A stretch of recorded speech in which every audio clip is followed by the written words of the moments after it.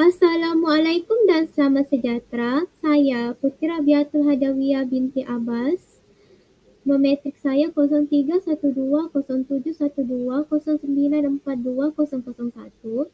Pada hari ini, saya akan membuat pembentangan mengenai strategi-strategi yang boleh dilaksanakan oleh guru-guru untuk meningkatkan kesedaran bahasa kepada kanak-kanak kecil. Sebelum saya menerangkan strategi ini, saya akan menerangkan bahasa ini secara umumnya. Bahasa ini secara ringkasnya adalah alat komunikasi. Menurut Kurnianti 2017, dia menyatakan bahawa bahasa ini adalah segala bentuk komunikasi yang diungkapkan dengan mulut kita ataupun secara lisan, di mana dia boleh menjadi bentuk tulisan, bahasa isyarat, bahasa gerak tubuh badan kita, ekspresi muka kita semasa pantomim dan seni. Bahasa ini kebiasaannya digunakan untuk menerangkan idea, menyatakan fikiran, menyatakan atau meluahkan perasaan, menyatakan keinginan dan menerangkan perbuatan mereka semasa itu menurut Samsudin. Saya akan menerangkan mengenai 4 strategi yang boleh dilaksanakan untuk meningkatkan kesedaran bahasa kepada kanak-kanak kecil. Seperti yang anda lihat, memperagahkan bahasa isyarat kepada kanak-kanak kecil, memperkenalkan jenis-jenis bahasa kepada kanak-kanak kecil melalui pelaksanaan aktiviti, menggalakkan kanak-kanak untuk bertutur dengan bahasa yang berlainan dan membuat carta atau peta iting bersama kanak-kanak mengenai kelebihan untuk memberi kesedaran kepada kanak-kanak ini tentang bahasa. Saya akan menerangkan memperagahkan bahasa dahulu. Memperagahkan bahasa isyarat kepada kanak-kanak untuk mempromosikan bahasa isyarat, di mana bahasa isyarat ini adalah cara individu berkomunikasi tanpa mengeluarkan suara ataupun ucapan daripada mulut mereka. Mereka cuma memerlukan tangan mereka untuk menyatakan atau menerangkan sesuatu. Kebiasaannya, bahasa isyarat ini digunakan oleh masyarakat-masyarakat OKU di mana mereka mungkin menghadapi masalah bisu ataupun masalah pendengaran. Jadi, bahasa isyarat ni akan digunakan sebagai cara mereka berinteraksi atau menerangkan sesuatu.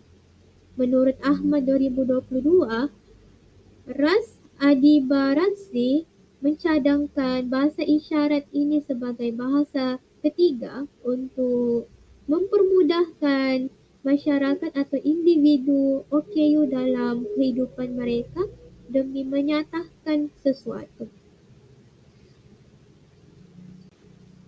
Guru-guru boleh mengajarkan bahasa isyarat yang mudah kepada kanak-kanak selain daripada menyedarkan mereka tentang kewujudan bahasa isyarat ini.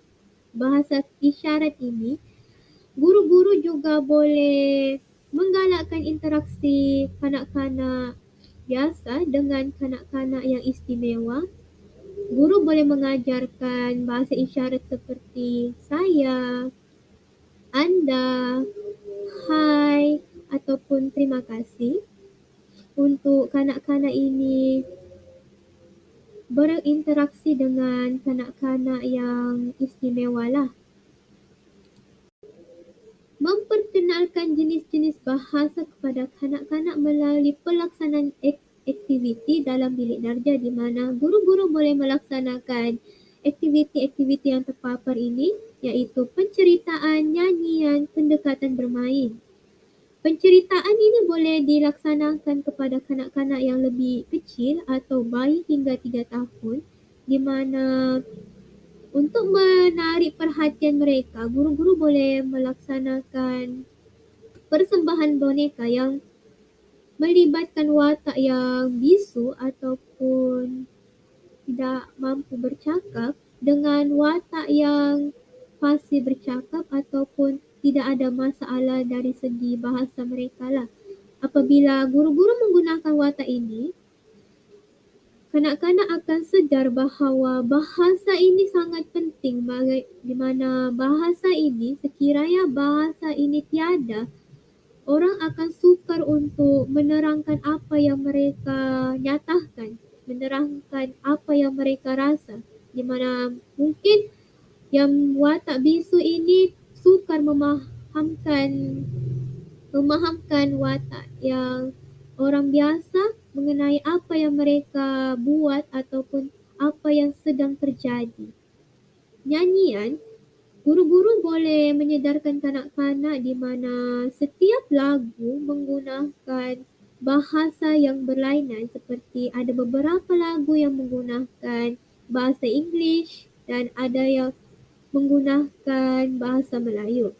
Pendekatan bermain, kanak-kanak boleh lihat dan sedar mengenai bahasa ini apabila mereka melihat secara jelas bagaimana susunan huruf itu pada sesuatu perkataan bermaksud. Bahasa Inggeris dan bahasa Melayu menggunakan susunan huruf yang berbeza untuk menyatakan maksud yang sama. Isi yang ketiga, menggalakkan kanak-kanak dengan bertutur bahasa yang berlainan daripada kebiasaannya.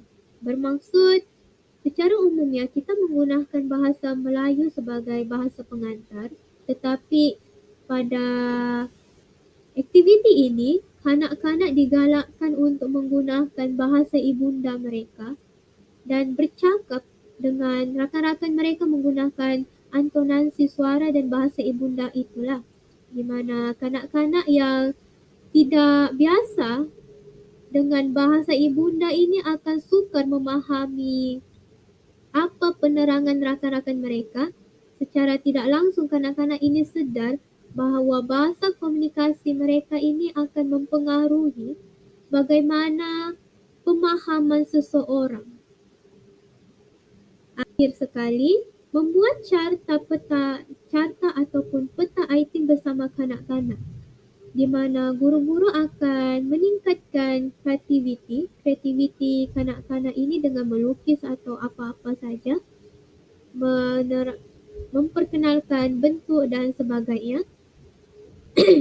Guru-guru ini juga mampu meningkatkan kesedaran di mana kanak-kanak ini akan dapat sedar dengan isi-isi yang ada pada peta item atau carta. Mereka akan sedar bahawa bahasa ini banyak kelebihannya, bahasa ini mempunyai fungsi-fungsi dan kelebihan yang penting untuk kehidupan mereka. Salah satunya adalah komunikasi mereka lah, menambah ilmu pengetahuan, di mana kanak-kanak ini akan sedar bahasa ini adalah cara atau alat yang kita gunakan untuk berinteraksi dengan orang ramai.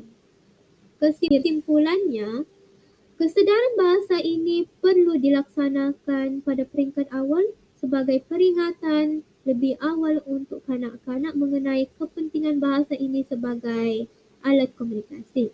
Kesedaran ini boleh dilaksanakan dengan memperagahkan bahasa isyarat kepada kanak-kanak, menggalakkan kanak-kanak bertutur dengan bahasa yang berlainan, memperkenalkan aktiviti dalam bilik darjah dan membuat carta atau peta item bersama guru-guru dan rakan-rakan di bilik darjah. Kesedaran ini boleh diterapkan secara mendalam pada diri kanak-kanak dan langkah-langkah ini boleh digunakan oleh guru-guru pendidikan awal kanak-kanak untuk cadangan pendekatan guru dalam kelas bagi mengukuhkan sebab mengapa bahasa ini penting dalam kehidupan mereka.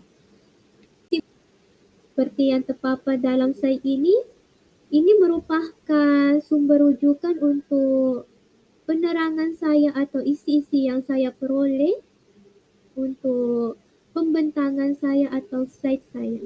Saya rasa itu sahaja untuk pembentangan saya hari ini. Sekian, terima kasih.